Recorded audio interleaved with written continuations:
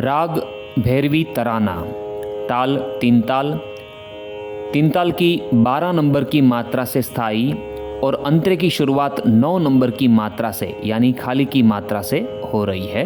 उससे पहले सुनते हैं राग भैरवी के आरोह और अवरोह।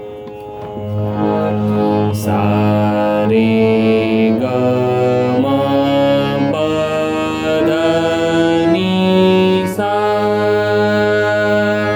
सा नि ध प म ग रे सा। अब सुनते हैं राग भैरवी का मुख्य अंग यानी पकड़।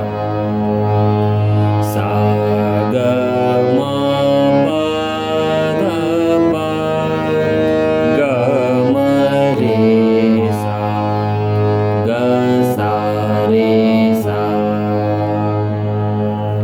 अब सुनते हैं राग भैरवी का तराना।